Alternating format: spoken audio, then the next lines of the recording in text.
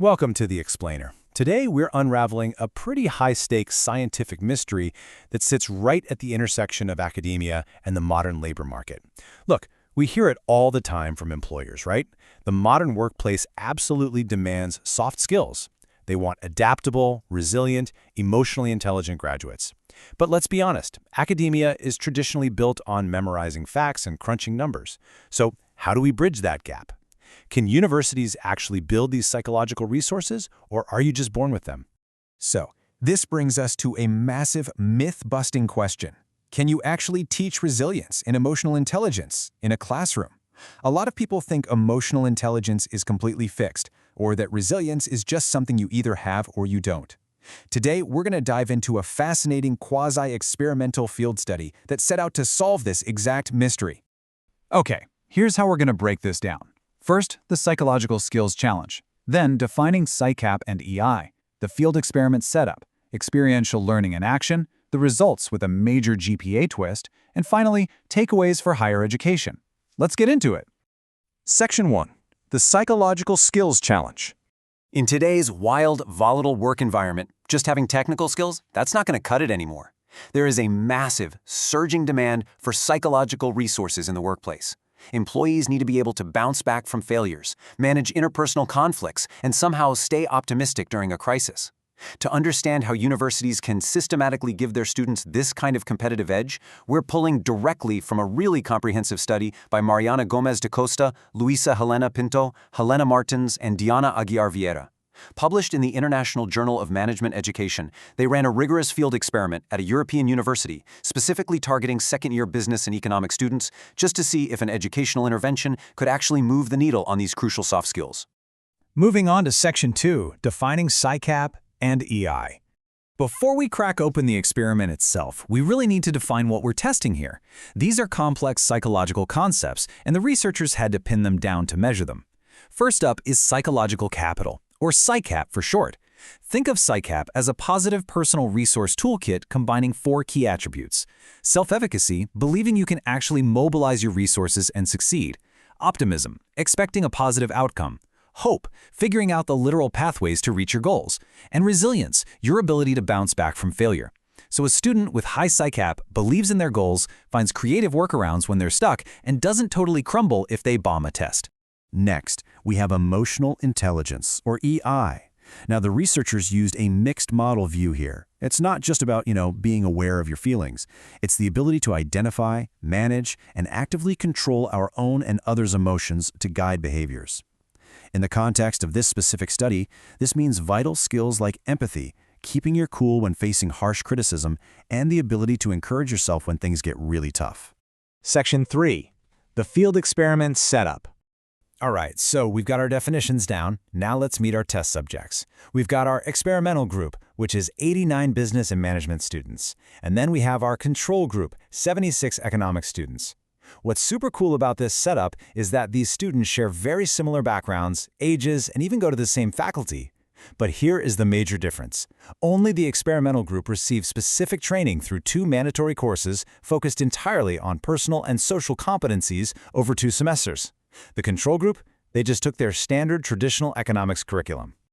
Which brings us to Section 4, Experiential Learning in Action.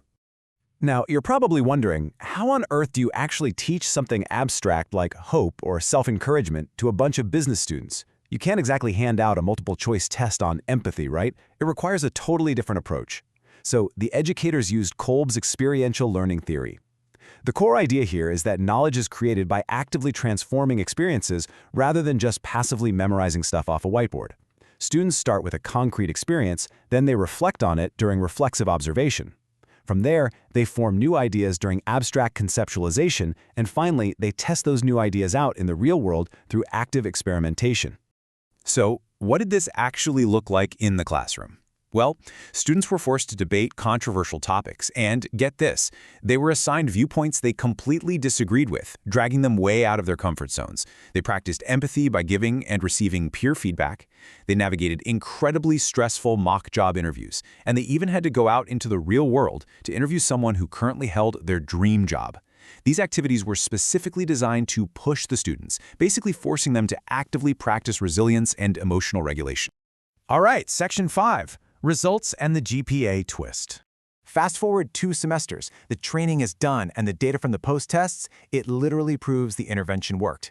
The overall PsyCap scores show the experimental group hitting 4.39, which is significantly higher than the control group's 4.03. Now sure, both groups matured a bit over the year, but the group that got the experiential learning saw a massive, robust growth in their psychological capital. It proves, without a doubt, that resilience, hope, optimism, and self-efficacy are highly teachable. But what about emotional intelligence? Well, this is where we see some really fascinating nuance. Overall, emotional intelligence didn't just magically skyrocket across the board the way PsyCap did. However, the experimental group did maintain significantly higher scores in 2 incredibly vital management traits: emotional self-control and self-encouragement. Overall, EI is definitely harder to change quickly, but specific, actionable emotional tools, those can absolutely be sharpened. And this exact nuance leads us to a major twist when we look at how these psychological skills impacted academic performance, measured by GPA. Naturally, you think higher EI means higher grades, right? Well, wrong. While self-encouragement had a positive impact on GPA, empathy and understanding your own emotions actually had a negative association with academic performance. No way, right? So let's unpack this for a second, because it sounds totally counterintuitive. Overall, PsyCap, that resilience and hope, absolutely predicts a higher GPA. And self-encouragement works wonders because it provides reassurance during super stressful exams. But what about empathy? The researchers hypothesized that highly empathetic students, or those deeply focused on understanding their own emotions, might literally be redirecting their finite energy away from academic tasks.